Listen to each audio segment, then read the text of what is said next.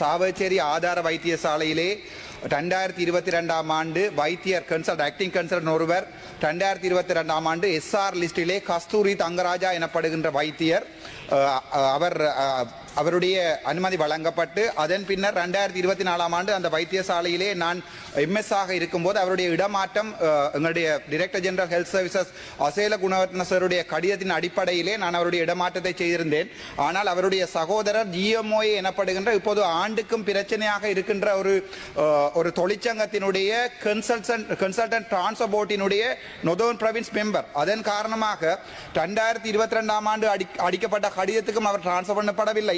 2024 ஆண்டு நான் அடித்த கடிதத்துக்கும் டிரான்ஸ்ஃபர் பண்ணப்படவில்லை. 2025 ஆண்டு தற்போது கூட director general health service Asela Gunawardena சாருடைய கடிதம் சாவச்சேரி வைத்தியசாலைக்கு போயிருக்கிறது. அப்போதும் அவர் டிரான்ஸ்ஃபர் பண்ணப்படாமல் திட்டமிட்ட ரீதியிலே கிட்டத்தட்ட 2 வருடங்கள் வைத்தியசாலை அவரோட ஆக்டிங் பீடியாட்ரிக் கன்சல்டன்ட் திட்டமிட்ட ரீதியிலே 2 வருடங்கள் வைத்தியசாலைக்கு போகாமல் அதன் மூலம் சாவச்சேரி சமூகம் மட்டுமல்ல மன்னாரிலே கூட அவருடைய டிரான்ஸ்பர் ஆகவே மன்னாருடைய பீடியாட்ரிக் கன்சல்டன்ட் இல்லை. ஆகவே எங்களுடைய மதிப்புக்குரிய சுகாதார அமைச்சரிடம் நான் கேட்டுக்கொள்வது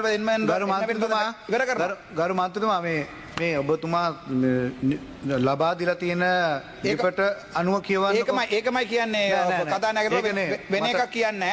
ඒ නිසා මම අහනවා මේ අපේ කරුණාකරලා අපේ honorable health minister Dr. Nalinda Jayadesata අපිට අයි එයාව ට්‍රාන්ස්ෆර් කරන්න ඔබතුමාලාගේ ඩිරෙක්ටර් ජෙනරල් හෙල්ත් සර්විස් ලියුමක් දාලත් අද වෙනකන් ට්‍රාන්ස්ෆර් කරලා නැහැ. එතකොට எங்களுடைய மதிப்புக்குரிய மன்னார் பாராளுமன்ற உறுப்பினர் செல்வம் அடைக்கலநாதன் கூட சொல்லியிருந்தார் மன்னாரிலே குழந்தைகளுடைய பீடியாட்ரிக் கன்சல்டன்ட் இல்லை என்று. ஆகவே இந்த கடிதத்தின் மூலம் 3 கடிதத்தையும் நான் தங்களுக்கு அனுமதித்திருக்கிறேன். தயவு செய்து அவரை ட்ரான்ஸ்ஃபர் பண்ணக்கூடிய வேலையை செய்யவும் என்று அன்புடன் கேட்டுக்கொள்கிறேன். Honorable Health Minister. ගරු කතානායකතුමනි, එතුමාගේ ප්‍රශ්නයට නිශ්චිතமாக හෙට දවසේ උත්තරයක් ලබා දෙනවා. சுகாதாரத்தை எடுத்து பார்த்தீங்கன்னு சொன்னால் சுகாதாரம் சம்பந்தமான ரெக்கார்ட்ஸ் கீப்பிங் ஒரு பாரிய பிரச்சனை. குறிப்பிட்ட ஆண்டுகளுக்கு அந்த ஹெல்த் சம்பந்தமான ரெக்கார்ட்ஸ் நாங்கள் நோயாளி சம்பந்தமான ரெக்கார்ட்ஸை வச்சிருக்க வேண்டி இருக்கிறது. இதுக்கு பாரிய இடவசதி ஒவ்வொரு இடத்திலும் தேவைப்படுகிறது. ஆகவே டிஜிட்டலைஸ் பண்ணப்படுமாக இருந்தால் ஹெல்த் ரெக்கார்ட்ஸ் நிச்சயமாக இந்த பாரிய சுமை எங்களுக்கு குறையும். இன்னொரு முக்கியமான வீண்விரயம் சுகாதாரத்திலே நடைபெறுகிறது. நாங்கள் உதாரணத்துக்கு ஒரு சிடி ஸ்கேன் செய்கிறதாக இருந்தால் எங்களுடைய சுகாதார சேவை வளங்கள் ஒரு நோயாளி விரும்பிய எந்த வைத்தியசாலைக்கும் போகலாம். கொழும்பு தேசிய வைத்தியசாலையிலே ஒரு நோயாளி அங்கு அட்மிட் பண்ணப்பட்டு சகல இன்வெஸ்டிகேஷனும் செய்து அதில் நிறைய பெறுமதியான செலவு கூடிய இன்வெஸ்டிகேஷனை செய்து போட்டு அந்த நோயாளி விரும்பினால் அடுத்த கிழமை யாழ்ப்பாணத்தில் போய் அட்மிட் ஆகி அதே அவ்வளவு பெறுமதி மிக்க இன்வெஸ்டிகேஷனும் திருப்பி செய்யப்படுகிறது. இது ஒரு மிகவும் வீண் விரயம். இப்போ நீங்கள் ஏனைய நாடுகளில் பார்த்தீங்கள் என்றால் இந்த ஹெல்த் ரெக்கார்ட்ஸ் டிஜிட்டலைசேஷன் இப்போ அவைகள் உடனடியாக அந்த பேஷண்ட்டுக்குரிய ஒரு யூனிக்கான நம்பர் ஒன்று இருக்குமாக இருந்தால் அவ்வளோத்தையும் உடனடியாக பெற்றுக்கொள்ள முடியும். ஒரு கிழமைக்கு திருப்பி அவ்வளவு பெரிய ஒரு நிதியை செலவழித்து அந்த பேஷண்ட்டுக்குரிய இன்வெஸ்டிகேஷன் செய்ய தேவையில்லை. அதே மாதிரி ஒரு நோயாளி ஒரு வைத்தியசாலையில் அனுமதிக்கப்பட்டு சிகிச்சை பெற்ற பிற்பாடு இன்னொரு வைத்தியசாலைக்கு எனி டைம் அவையில் போகலாம். போகும்போது அந்த வைத்தியசாலையில் இருக்கிற ஹெல்த் ரெக்கார்ட்ஸ் புதிதாக பார்க்குற வைத்தியருக்கு தெரியாது. அதை சொல்லக்கூடிய நிலைமையில் இந்த நோயாளியும் சில நேரம் இருக்க மாட்டார்கள். ஆகவே இந்த டிஜிட்டலைசேஷன்ன்றது மிகவும் முக்கியமானது. அதே மாதிரி கல்வித்துறை எடுத்துக்கொண்டால் இன்றைக்கு நீங்கள் பார்த்தீங்கன்னு சொன்னால் நாங்கள் A-level எக்ஸாம் எடுத்து போட்டு கிட்டத்தட்ட 1 இயர் எங்களோட வயது போகுது. ரிசல்ட்ஸ் வர மட்டும் பார்த்து கொண்டிருக்க வேண்டியிருக்கு. ரிசல்ட்ஸ் வந்த பிறகு மோர் தேன் 1 இயர் நாங்கள் வெயிட் பண்ண வேணும் யூனிவர்சிட்டிக்கு போகிறதுக்கு. நாங்கள் இந்த இடைப்பட்ட காலத்தில் படிக்கிற காலத்திலே இருந்து O-level இருந்து ஒரு யூனிவர்சிட்டி முடித்து ஒரு வேலை கிடைக்கும் மட்டும் சும்மா இருக்கிற காலம் 5 வருஷத்துக்கு மேலே. நாங்கள் ஒரு ரீகரெக்ஷனுக்கு போடுவோமாக இருந்தால் A-level எக்ஸாம் பேப்பர் ரீகரெக்ஷனுக்கு போட்டால் அந்த ரீகரெக்ஷனுக்குரிய பதில் வாரத்துக்கு எத்தனையோ மாதங்கள் வருடங்கள் செல்கிறது. இப்போ இந்தியாவில் எடுத்து பார்த்தீங்கன்னா நீங்கள் ரீகரெக்ஷனுக்கு போட்டீங்கன்னு சொன்னால் அந்த மார்க் பண்ணப்பட்ட paper exam paper answer paper இமெயிலில் உடனடியாக வருது. இதுதான் நாங்கள் உங்களுக்கு செய்திருக்கிற மார்க்கிங் ஸ்கீம். இப்படி தான் உங்களுக்கு marks போட்டிருக்கிறதுன்றது immediately they send by email or WhatsApp. So there is no waste of time. இது நாங்கள் டிஜிட்டலைசேஷன்ன்றது எங்களுடைய நாட்டுக்கு மிகவும் முக்கியமானது. எங்களுடைய பொருளாதாரத்தை கட்டி எழுப்புவதற்கு டிஜிட்டலைசேஷன் மிகவும் முக்கியம். நாங்கள் இந்த பட்ஜெட்டை பற்றி பல குறைகளை சொல்லுகிறார்கள். சொன்னாலும் என்ன பொறுத்தவரையிலே விரலுக்கு ஏற்றதுதான் வீக்கம். விரலுக்கு ஏற்றதுதான் வீக்கம். எங்களுடைய நாட்டின் பொருளாதாரம் இப்போது இருக்கின்ற பொருளாதாரத்தை வைத்துக்கொண்டு அதுதான் மிகவும் முக்கியமானது. நான் நினைக்கிறேன் அப்படி ஒரு பாதுடை அல்லது வரவு செலவு திட்டத்தை நீங்கள் முயற்சி செய்திருக்கிறீர்கள். இதிலிருந்து இது முதலாவது பாதுகாடு அல்ல வரவு செலவு திட்டம், இதிலிருந்து முன்னோக்கி செல்ல வேண்டும். நாங்கள் எங்களுடைய மைண்டில் நிறைய குளோரிஃபைங் நிறைய திட்டங்கள் இருக்கலாம். எங்களோட பல யூடியூப்பை பார்த்துருப்போம், வாசிச்சிருப்போம், வெளிநாடுகளுக்கு போயிருப்போம், நிறைய ஐடியாஸ் இருக்குது எங்கள்கிட்ட.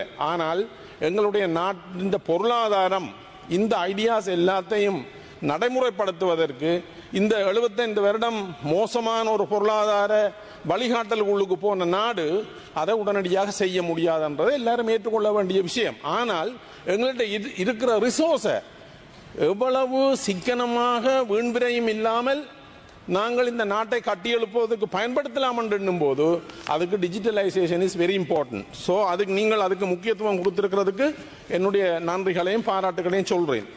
அதே போல் சயின்ஸ் அண்ட் டெக்னாலஜி, நீங்கள் சயின்ஸ் அண்ட் டெக்னாலஜியை பார்த்தீங்கன்னா நவீன உலகில் உலக ஒழுங்குடன் இணைந்து பயணிக்க விஞ்ஞானம் மற்றும் தொழில்நுட்ப அறிவு என்பது இன்றியமையாதது. இன்று உலக அரங்கில் பொருளாதார ரீதியில் வளர்ச்சியடைந்த நாடுகள் விஞ்ஞானம் மற்றும் தொழில்நுட்ப அறிவு மட்டம் மிகவும் உயர்வாக காணப்படுகிறது. ஆகவே எமது நாடும் இந்த துறையில் உயர்வடைந்தாலே பொருளாதார வளர்ச்சியை அடைய முடியும். பாடசாலை கல்வியும் பல்கலைக்கழக கல்வியும் மட்டும் தொழில்நுட்பத்தை ஏற்படுத்திவிட முடியாது. அதற்கு சமாந்திரமாக தொழிற்கல்வியில் இளைஞர்கள் ஈடுபடுத்தப்பட வேண்டும். கடந்த காலங்களில் தொழில்நுட்ப கல்வியில் செயற்பட்ட தொழிற்கல்வி மறுசீரமைப்பு வொகேஷனல் ட்ரைனிங் ரிஃபார்ம் சர்வதேச ரீதியில் வேலை வாய்ப்பினை வழங்கக்கூடிய தரமான தொழிற்கல்வியை ஓரளவுக்கு இளைய சமுதாயத்திற்கு எங்களுடைய நாட்டிலே வழங்கப்படுகிறது. இதற்கு காரணம் தரமான பாடவிதானங்கள், தொழிற்பயிற்சிகள் மற்றும் தொழிலோடு இணைந்த வெளிக்கள பயிற்சிகள் வழங்குவது இதுக்கு முக்கியமான காரணமாகும். விஞ்ஞானம் மற்றும் தொழில்நுட்ப அபிவிருத்திக்காக இவருடைய பாதுகாட்டில் குறைந்த அளவு நிதி ஒதுக்கப்பட்டாலும் 6.05 பில்லியன் ஒதுக்கீடு செய்யப்பட்டிருக்கிறது. இலங்கையின் தொழிற்கல்விக்கான ஒழுங்குபடுத்தும் அமைப்பாக 3ஆம் நிலை கல்வி ஆணைக்குழு டெர்ஷரி வொகேஷனல் எஜுகேஷன் கமிஷன் செயற்பட்டு வருகிறது. எனினும் 3ஆம் நிலை கல்வி தொடர்பாக விழிப்புணர்வு Honorable Dr. P. Satyalingam, you have 1 more minute. பாடசாலை மட்டத்தில் இந்த டெர்ஷரி வொகேஷனல் எஜுகேஷன் சம்பந்தமான விழிப்புணர்வு மிகவும் குறைவாக காணப்படுகிறது. ஆகவே நாங்கள் பாடசாலை மட்டத்தில் இந்த டெர்ஷரி வொகேஷனல் எஜுகேஷன் சம்பந்தமான விழிப்புணர்வை ஏற்படுத்த வேண்டிய தேவை எங்களுக்கு இருக்கிறது. தேசிய தொழிற்தரத்திலான சான்றிதழ் NBQ சர்டிஃபிகேட்ஸ் பயிற்சி முடிவில் வழங்கப்படுகிறது. ஆகவே இந்த தொழில் பயிற்சி சம்பந்தமான விடயங்களில் பிராக்டிக்கல் நாலேஜ் அவைகள் எடுத்துக்கொள்ளக்கூடிய வகையில் விஞ்ஞானம் தொழில்நுட்பம் தொடர்பான பல விடயங்களை நாங்கள் பிரயோகிக்க வேண்டும். ஆகவே கௌரவ அமைச்சர் அவர்கள் இங்கு குறிப்பிட்டதை போல நாங்கள் விவசாயம், சுகாதாரம், ஏனைய சகல விடயங்களிலும் நாங்கள் தொழில்நுட்பத்தையும் விஞ்ஞானத்தையும் டிஜிட்டலைசேஷனையும் நாங்கள் கொண்டு வருவதனூடாக நாங்கள் ஒரு நிரந்தரமான பாதுகாப்பான படிப்படியான பொருளாதார வளர்ச்சி முறைக்குள்ளுக்கு போறதுக்கு இது ஆணித்தரமான ஒரு உதவியாக இருக்கும் என்று கூறி விடைபெறுகிறேன். நன்றி.